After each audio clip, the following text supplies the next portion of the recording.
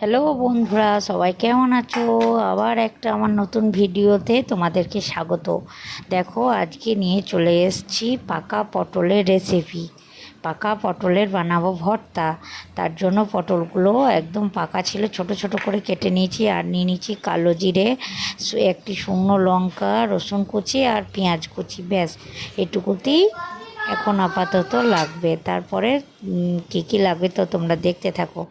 এরপর আমি পটলটাকে একটু ভালো করে হলুদ আর নুন দিয়ে ভালো করে মাখিয়ে রেখে দেবো। এই যে হলুদ দিয়ে দিচ্ছি, এরপরে দিয়ে দিচ্ছি নুন। তো নুন দিয়ে ভালো করে মাখিয়ে একটু রেখে দেবো, যাতে সবগুলোতে নুনটা ঠিকমতো মেখে যায়। তাহলে তারপরে নুনটা তখন একদম পরিমাণ মতো হয়ে যাবে, আর ভালোও লাগবে, টেস্টিও লাগবে। আর ভেতরে নুনটা ভাজার সময় নুনও ঢুকে যাবে। তো এরপর আমি একটা নিয়ে নিচ্ছি কড়াটা গ্যাসের ওভেনে বসিয়ে জ্বালিয়ে নিলাম। এরপর দিয়ে দিচ্ছি সর্ষের তেল। খুব অল্প পরিমাণেই লাগবে, যেহেতু আমার পটলের পরিমাণটা অল্প ছিল, তাই আমিও সর্ষের তেলটা অল্প পরিমাণে নিয়ে নিচ্ছি। এবার সর্ষের তেলটা ভালো করে কড়াইয়ে চারপাশে নিয়ে নেব, যাতে কড়াইয়ে তেলটা সব জায়গায় মিশে যায়। এরপরে শুকনো লঙ্কা আর কালো জিরে দিয়ে কিছুক্ষণ নেড়ে নেব। এরপর আমি দিয়ে দিচ্ছি রসুন কুচি। রসুনগুলো খুব ছোট ছোট ছোট করে কুচিয়ে নিতে হবে। রসুন কুচিটা আগে দিয়ে খানিকক্ষণ নেড়ে নিয়ে লাল লাল পাড়া করে নেওয়ার পর এরপর আমি কম আঁচ করে দিলাম, যেহেতু রসুনটা খুবই পুড়ে যাচ্ছে, লাল হয়ে যাচ্ছে, তাই আমি একটু কম আঁচে এই রসুনগুলো ভালো করে ভেজে নেব। এরপর দিয়ে দিচ্ছি পেঁয়াজ, টুকরো করা পেঁয়াজ দিয়ে ভালো করে আবার নাড়াচাড়া করে নেব।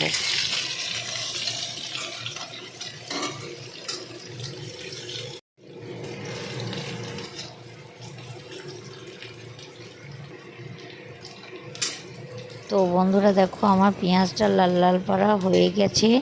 এরপর আমি ওই পটলগুলো আস্তে আস্তে দিয়ে দেব। সমস্ত পটলগুলো আস্তে আস্তে দিয়ে হালকা মিডিয়াম আঁচে ভেজে নেব পটলগুলোকে। এই দিয়ে দিচ্ছি, আপনারা জাস্ট ট্রাই করে দেখবেন, খুবই ভালো লাগবে। পটলগুলো দেখেই বুঝতে পারছেন পটলগুলো অবস্থা একদম পুরো পেকে গেছে। তাই আমিও একটা দিদি চ্যানেল থেকে এই ভিডিওটি দেখে সেটা ট্রাই করলাম।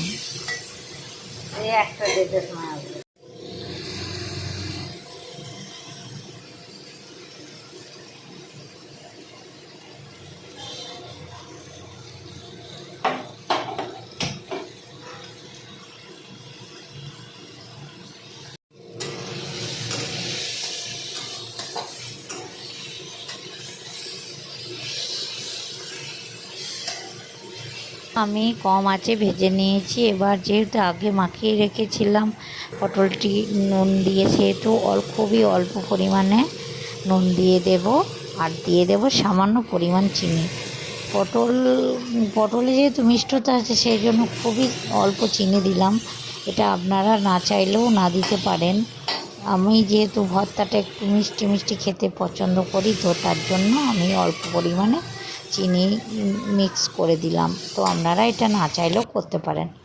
এই যে খুবই দেখো ভাজা হয়ে গেছে আমার পটলগুলো রেডি। তো এরপর আমি একটা থালায় ঢেলে নিয়ে চলে যাচ্ছি ফ্যানের হাওয়ায়।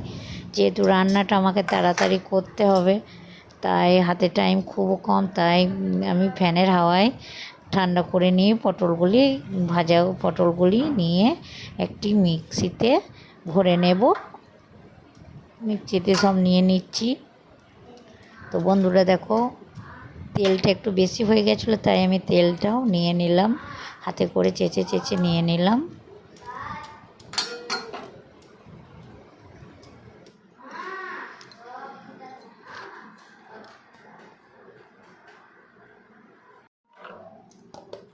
এরপর আমি মিক্সিতে ঢাকনা দিয়ে লাগিয়ে নিলাম এবং মিক্সিতে পটলটা ঘুরিয়ে নেব।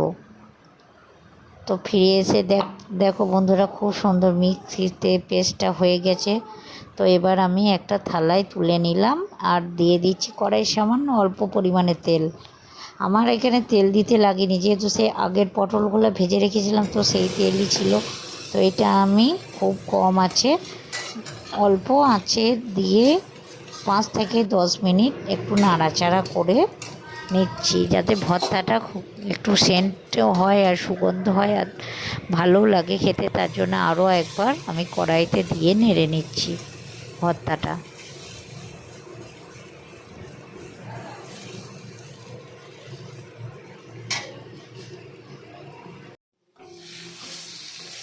বন্ধুরা, এরপর আমি কড়াই থেকে ভর্তাটা নামিয়ে নিয়ে গরম গরম সার্ভ করব পাকা পটলের ভর্তা।